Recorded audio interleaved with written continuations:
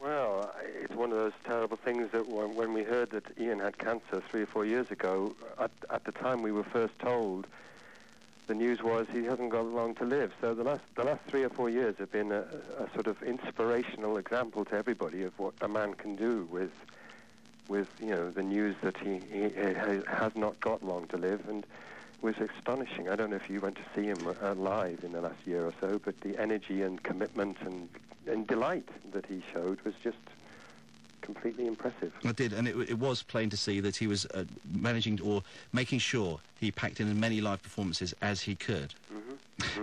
Your association with him dates back to when you managed him, and also you had the man himself staying with you from time to time. What was he like to manage, and what was he like as a tenant as well?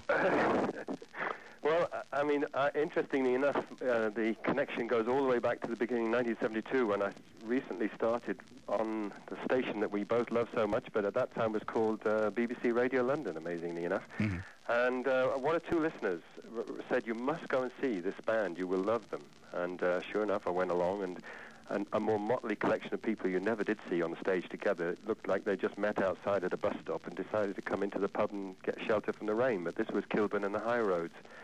And the lead singer wobbled and staggered around the stage and swore at times, and was just generally nothing like the kind of figure that you were used to seeing leading a band in 1972.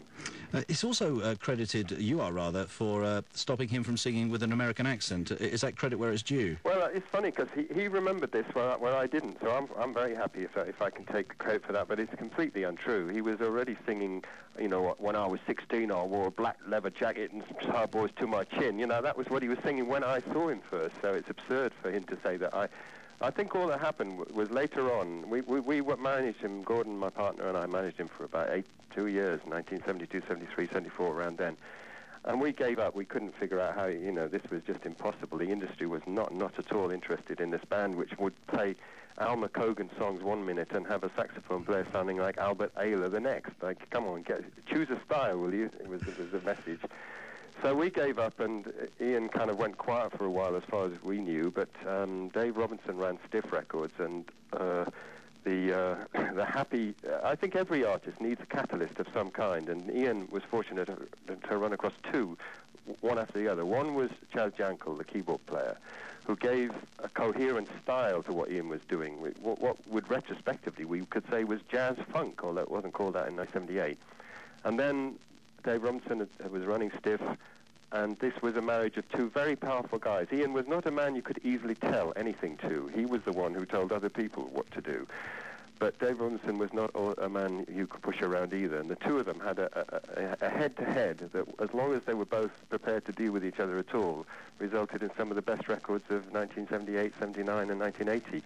Hit Me With Your Rhythm Stick, you know, Reasons to Be Cheerful, What a Waste.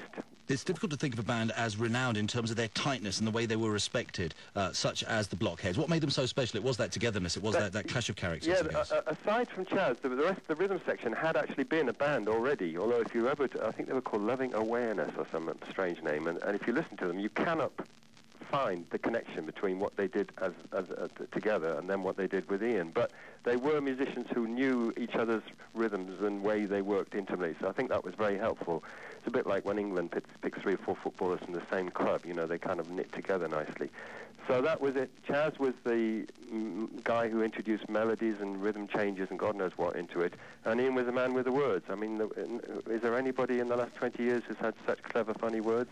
Come on, Gideon, quick, can you think of it? Nobody I can think of, absolutely not. And do you think he was happy with his fame? Was he happy to be a pop star, as it were, a rock and roll star? It's funny, because when we started together, he and I were both 30, and he was convinced it was too late to begin. And I was pretty determined for myself that it wasn't. So I convinced him that it wasn't for either of us. And sure enough, we were both kind of in our different ways wanting to try and make our mark. And he was prepared to do that most difficult thing, of be the man in front. There's nothing as exposed as to be the singer and writer and put yourself on stage and sing those words and try and make everybody learn them and catch them and sing them back to you. And of course that's what Ian did. and I'm sure when it starts to happen, excuse me, what can be more satisfying than you start a line and your audience sings the rest of it back to you? I mean, what else in life is such a satisfaction? Is it possible to summarise what he did, his contribution to music? don't know. Yeah, if you've got several weeks. But I think he was really startled when he realized what punk was, because when you went to see the Sex Pistols for the first time, he kind of pulled the sleeve of the guy next to him and said, "Oi, that's me," including right down to the razor blades hanging out of the ear and all that kind of thing. So, but he always gives Johnny Rotten credit for realizing that it could go further than even Ian had dared to do. Maybe that was the difference between starting when you're 30, 31. There's a certain number of inhibitions that you kind of carry along with you, whereas Johnny Lydon was 10 years younger or so, and there were no holds barred. But it worked both ways. By the punks doing what they did, and Madness, of course, were completely besotted with Ian, and everything they did always sounded a little bit like him. So, it meant if you got into Madness, you had no trouble at all ever listening to Ian. So it really is like he created a whole progeny of followers who have helped to make him eternal. And I mean, one can only be glad that he lasted long enough to realize that how much we all love him.